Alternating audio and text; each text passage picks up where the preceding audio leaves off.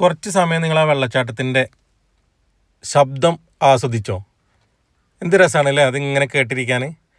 അത് ഞാൻ ഒരുപാട് നേരിട്ട് ആസ്വദിച്ചു. അതിനുശേഷം നമ്മൾ കാടിനകത്തേക്ക് കയറാൻ വേണ്ടി നമ്മുടെ KSRTCയിൽ വന്ന് കയറുന്നതിന് മുമ്പ് നമ്മൾ ഓരോ ചായയൊക്കെ കുടിച്ചു. അവിടെ ഒരു ചായക്കടയൊക്കെ ഉണ്ട്. നമ്മൾ എക്സിറ്റ് പോയിന്റിൽ ചായക്കടയും ഹോട്ടലൊക്കെ ഉണ്ട്. അത് കഴിഞ്ഞാൽ പിന്നെ ഏകദേശം 50 കിലോമീറ്ററിനകത്ത് നമുക്കൊന്നും കിട്ടില്ല. പിന്നെ നേരെ മലക്കപ്പാറ ചെന്നാലാണ് ചെറിയ ചെറിയ ചായക്കടകൾ പോലും ഉള്ളത്. അവിടെയും തന്നെ ഒരു 2 മണി 3 മണിയൊക്കെ ആയിക്കഴിഞ്ഞാൽ ചിലപ്പോൾ ഒന്നും കിട്ടാൻ സാധ്യതയില്ല.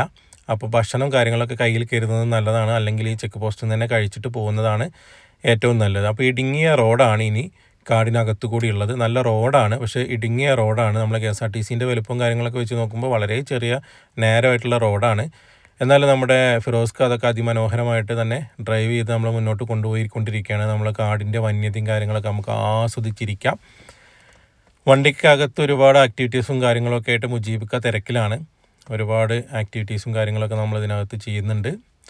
അപ്പോൾ അതൊക്കെ ആസ്വദിച്ച് നമ്മളങ്ങനെ യാത്ര മുന്നോട്ട് പോയിക്കൊണ്ടിരിക്കുകയാണ്. ഇനി നമുക്ക് ഇവിടെ ഒരു ഹൈഡ്രോ ഇലക്ട്രിക് പ്രൊജക്റ്റ് ഉണ്ട് നമ്മുടെ, അത് കാണാനുള്ള യാത്രയാണ്. അതായത് കറണ്ട് ഉൽപ്പാദിപ്പിക്കുന്ന സംഭവം, അതിൻ്റെ പൈപ്പ് ലൈനും കാര്യങ്ങളൊക്കെയാണ് നമ്മൾ കാണാൻ പോകുന്നത്.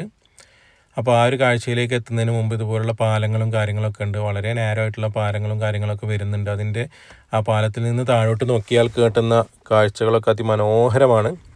2 സൈഡിലും അതിമനോഹരമായി ഒഴുകുന്ന പുഴ, പാറക്കെട്ടുകളും കാര്യങ്ങളും പ്രകൃതിയുടെ പച്ചപ്പും കാര്യങ്ങളൊക്കെ അതിമനോഹരമായ വ്യൂ ആണ് നമുക്ക് തരുന്നത്. അപ്പോൾ ഒരു KSRTC യാത്രയിൽ ഇത്തരം കാഴ്ചകളൊക്കെ നമുക്ക് കാണാൻ കഴിയുമോ എന്നുള്ളത് നിങ്ങൾക്ക് നേരിട്ട് കാണുന്നുണ്ടാവും, ബോധ്യപ്പെടുന്നുണ്ടാവും. വളരെ സ്ലോ ചെയ്തിട്ടാണ് വണ്ടി പോകുന്നത്. നമുക്ക് എന്തുകൊണ്ടും ഒരു കാർ യാത്രയേക്കാളൊക്കെ മികച്ച അനുഭവം ശരിക്കും KSRTCയിൽ യാത്ര ചെയ്യുമ്പോൾ കിട്ടും. കാരണം വളരെ ഉയരത്തിലിരുന്ന് നമുക്ക് ഈ കാഴ്ചകളൊക്കെ കാണുമ്പോൾ കാറിലിരുന്ന് കാണുന്ന ഒരു വ്യൂ അല്ലല്ലോ നമുക്ക് കിട്ടുക. അതുകൊണ്ട് തന്നെ ഞാൻ ഈ യാത്രകളൊക്കെ ഒരുപാട് ഇഷ്ടപ്പെടുന്നുണ്ട്.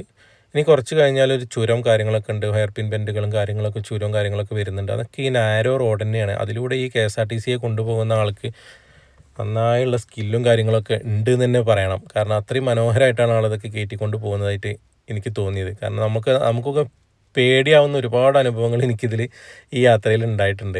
അതൊക്കെ വരും വീഡിയോകളിലൊക്കെ നിങ്ങൾക്ക് കാണാം. അതുപോലെ ഇതിൻ്റെ നമ്മളെ മുൻ ഭാഗങ്ങളൊന്നും കാണാത്തവരാരെങ്കിലും ഉണ്ടെങ്കിൽ അതൊക്കെ ഒന്ന് പോയി കണ്ടിട്ട് തിരിച്ചു വരണേ. നമ്മൾ ഒരുപാട് അതിമനോഹരമായ കാഴ്ചകൾ നിങ്ങൾക്ക് വേണ്ടി നമ്മളെ മുൻ എപ്പിസോഡുകളായിട്ട് യൂട്യൂബിലുണ്ട്. അപ്പോൾ കാണാൻ മറക്കരുത്. അപ്പോൾ ഇതാണ് ഞാൻ പറഞ്ഞ നമ്മളെ KSEBിയുടെ Sholayar hydro electric project valve house. ഇതിൻ്റെ മുകളിലായാണ് നമ്മളെ ഷോളയാർ ഡാം വരുന്നത്. ആ ഷോളയാർ ഡാമിൽ നിന്നും ഇതുവരെ പാറ തുരന്ന് കൊണ്ടുവരുന്ന ജലം താഴോട്ട് പെൻസ്റ്റോക്ക് പൈപ്പ് വഴി ഒഴുക്കി താഴെയുള്ള ഇലക്ട്രിക് പ്രൊജക്റ്റിൻ്റെ അതിൽ വെച്ചിട്ടാണത് വൈദ്യുതിയാക്കി മാറ്റുന്നത്. അതിൻ്റെ ഒരു സംഭവമാണ് നിങ്ങളിപ്പോൾ കണ്ടത്. ഇവിടെ നിന്ന് തന്നെ നമ്മളൊരു ഗ്രൂപ്പ് ഫോട്ടോ എടുക്കാൻ ഉള്ള ഒരു പരിപാടിയിലാണ്. ഗ്രൂപ്പ് ഫോട്ടോ എടുക്കുക. ഇത്രയും ആളുകളാണ് നമ്മൾ കൂടെ ഉണ്ടായിരുന്നത്. ഇതാണ് നമ്മളെ ഫുൾ ടീം.